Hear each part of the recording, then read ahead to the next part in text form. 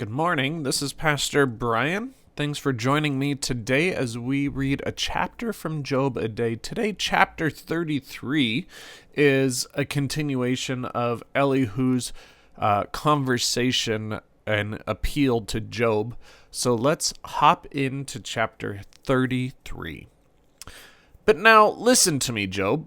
Pay attention to all my words. Notice that I am opening my mouth. My tongue is speaking in my mouth. My words come from a virtuous heart. My lips speak knowledge clearly.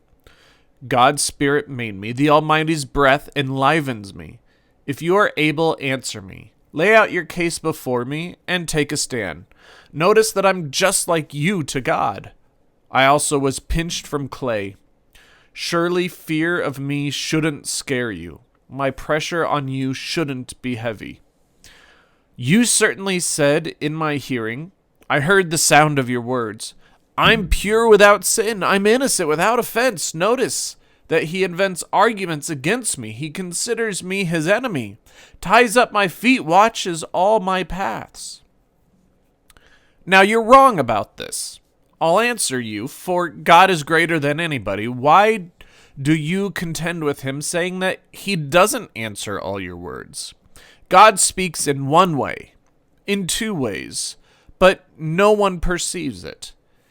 In the dream, a vision of the night, when deep sleep falls upon humans during their slumber on a bed, then he opens people's ears, scares them with warnings to turn them from a deed and to a smoother human pride. He keeps one from the pit, a life from perishing by the sword. Or a person may be disciplined by pain while in bed, bones ever aching until a person loathes food, an appetite rejects a delicacy. The flesh wastes away, no longer visible. The bones once hidden protrude. A life approaches the pit. Its very being draws near, the death dealers. Surely there's a messenger for this person, a mediator, one out of 1,000 to declare one's integrity to another, so that God has compassion on the person and says, rescue this one from going down to the pit. I have found a ransom. That person's flesh is renewed like a child's. They regain their youth. They pray to God, and God is pleased with them. They behold God's presence with a joyful shout. God rewards a person's righteousness. They sing before people and say, I have sinned, perverted justice, but didn't experience the consequences. He ransomed me from crossing into the pit. My life beholds light. Look, God does all this twice, 3 times with persons to bring them back from the pit, to shine with life's light. Listen, Job, hear me. Be quiet and I will speak. If you have words, answer me. Speak, for I want to be innocent. If not, you must hear me. Be quiet, and I will teach you wisdom. So what did you hear today out of this text, out of this conversation that Elihu is having with Job?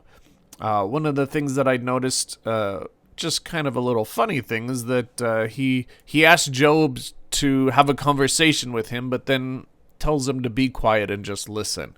But I think it's that, if you have something new to say, if you have something to actually defend yourself, then say it. But if not, just listen to me.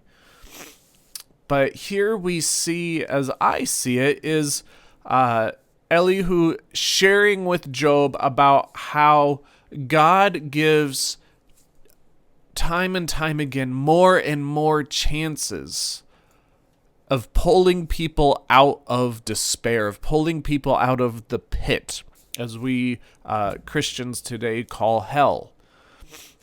And that we have this chance to repent, we have this chance to be renewed, we have this chance to turn away from the things that we've done in the past, and God will give us all of those chances. That's what I'm hearing today. That even if we make mistakes, even if we sin, even if we do these things, I have sinned, I have perverted justice, as the text says in verse 27. God will continue to give us more and more chances but that we need to take those chances. Turn from whatever it is that we may have been doing, or, as we say in our confession, neglect to do. And take that chance that God is giving us. Take that renewed strength, that newfound hope in the promises that were always there.